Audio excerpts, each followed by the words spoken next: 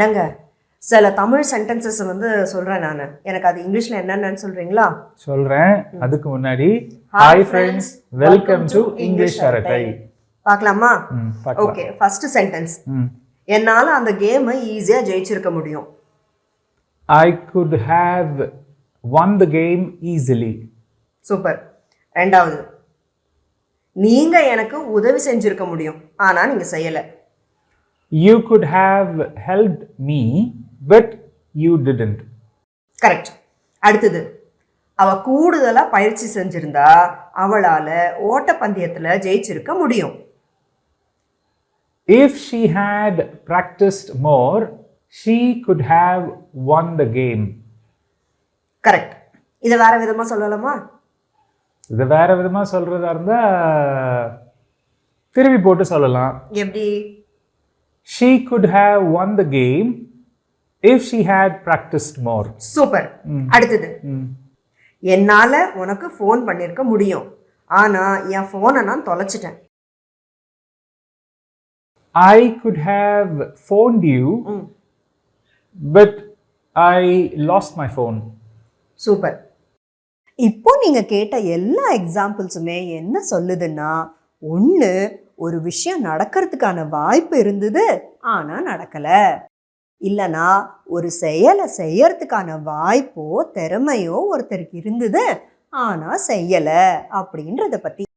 So could have plus past participle அப்படின்றது to talk about something that was possible but didn't happen, or to talk about somebody who was able to do something but didn't try or do it. அடுத்த set of sentences. நான் உங்களுக்கு உதவி செஞ்சிருப்பேன், ஆனா உங்களுக்கு உதவி தேவைன்னு எனக்கு தெரியாது. I would have helped you, but I didn't know you needed help. Correct. ஓகேவா? அடுத்தது, அவர் உடம்பு நல்லா இருந்திருந்தா அவர் வந்திருப்பார். If he had been physically well, he would have come. Okay. தலைகீழா சொல்லணும்னா? தலைகீழா சொல்லணும்னா he would have come if he had been physically well. Correct. ஓகேவா? அடுத்தது, அவங்க என்ன பார்த்திருந்தா கண்டிப்பா என்ன மீட்டிங்க்கு இன்வைட் பண்ணிருப்பாங்க. If she had seen me, she would have definitely invited me to the meeting. தலைகீழா சொல்லுங்க. She would have definitely invited me to the meeting if she had seen me. Correct. ஓகேவா? அடுத்தது, நான் பசியா இருந்திருந்தா அவங்க செஞ்ச சாப்பாட்டை சாப்பிட்டிருப்பேன். நான் பசியா இருந்திருந்தா, if I had been hungry, I would have had the food she made. Correct. தலைகீழா சொல்லுங்க. I would have had the food she made if I had been hungry. Super. ஓகேவா? இப்போ நீங்க கேட்ட எல்லா எக்ஸாம்பிள்ஸுமே என்ன சொல்லுதுன்னா, கடந்த காலம் வேற மாதிரி இருந்திருக்கலாம் அப்படின்னு சூழ்நிலை ரீதியா யோசிச்சு பார்க்கறது. So would have plus past participle அப்படின்றது to imagine a different past circumstantially. எங்க அடுத்த செட் ஆஃப் சென்டென்சஸ் அதே மாதிரி தமிழ்ல சொல்றேன், எனக்கு இங்கிலீஷ்ல சொல்லுங்க. ஓகேவா? நான் அந்த ஐஸ்கிரீமை சாப்பிட்டிருக்க கூடாது. I shouldn't have eaten that ice cream. Correct. அடுத்தது, அவர் நேரத்துக்கு ஆபீஸ்க்கு வந்திருக்கணும். He should have come to the office on time. Correct. ஓகேவா? அடுத்தது, நீ என்கிட்ட உண்மையை சொல்லியிருக்கணும். You should have told me the truth. அடுத்தது, அவ கஷ்டப்பட்டு எக்ஸாமுக்கு படிச்சிருந்திருக்கணும். She should have studied harder for the exams. Correct.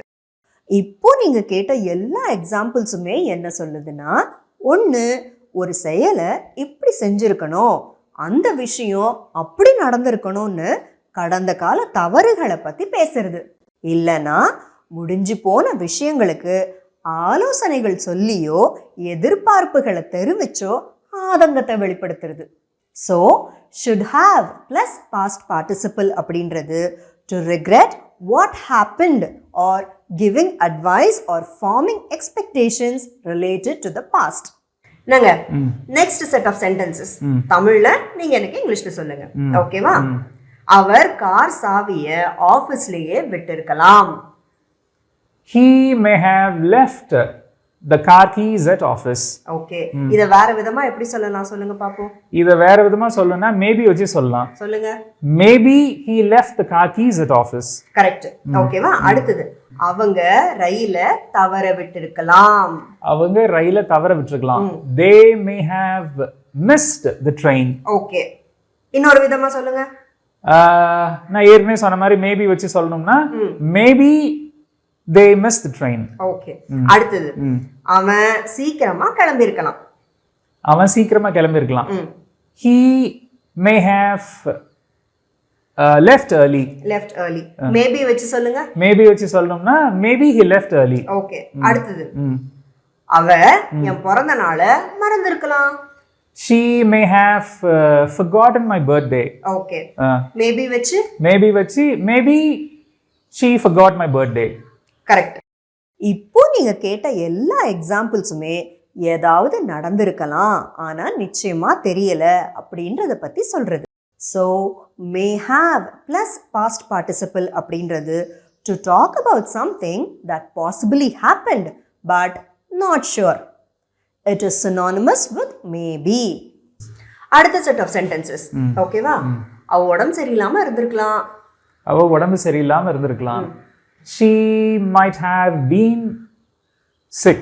Okay வேற விதமா சொல்லலாமா வேற விதமா சொல்லணும்னா maybe she was sick but I'm not sure.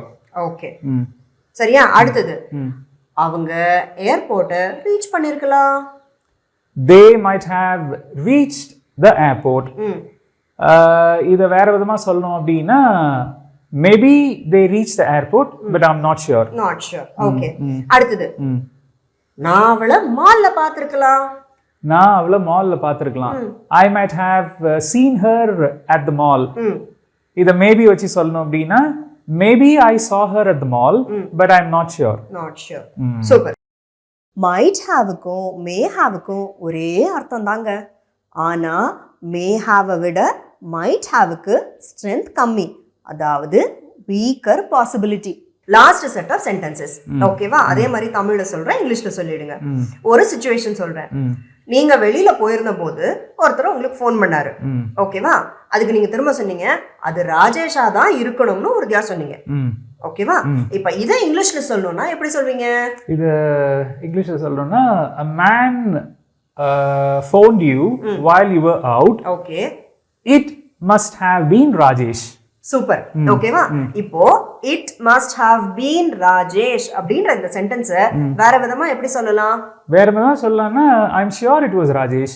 Very good ஓகேவா அடுத்த எக்ஸாம்பிள் ட்ரிப்புக்கு அப்புறம் அவ ரொம்பவே சோர்வா இருந்திருக்கணும் okay she must have been very tired after the trip. Okay சிம்பிளா I'm sure she was very tired. Okay அடுத்த எக்ஸாம்பிள் இந்நேரத்துக்கு அவங்க வீட்டுக்கு போய் சேர்ந்திருக்கணும் ஓகே இந்நேரத்துக்கு அவங்க வீட்டுக்கு போய் சேர்ந்திருக்கணும் she must have reached home by now. Okay வேற விதமா சொல்லணும்னா I'm sure she reached home. Okay அடுத்த எக்ஸாம்பிள் கடைசி எக்ஸாம்பிள் ஓகேவா நீண்ட பயணத்துக்கு அப்புறம் அவங்க களைப்பா இருந்திருக்கணும் they must have been tired after the long journey. Super வேற விதமா எப்படி சொல்லலாம் சிம்பிளா சொல்லணும்னா I'm sure they were tired after the long journey. Very good எல்லாத்தையும் கரெக்டா சொல்லிட்டீங்க இப்போ நீங்க கேட்ட எல்லா எக்ஸாம்பிள்ஸுமே கடந்த காலத்துல ஒரு விஷயம் கண்டிப்பா இப்படித்தான் நடந்திருக்கணும் அப்படின்றத பத்தி சொல்றது so must have plus past participle அப்படின்றது to express certainty about the past. என்னங்க friends could have, should have, would have, may have, might have, must have இதெல்லாமே உங்களுக்கு தெளிவா புரிஞ்சிருக்கும்னு நம்புறேன் ஏதாவது டவுட்ஸ் இருந்ததுனாக்கா கீழே கமெண்ட்ஸ்ல கேளுங்க எப்பவும் போல எல்லாருக்கும் ரிப்ளை பண்றேன். பாய்.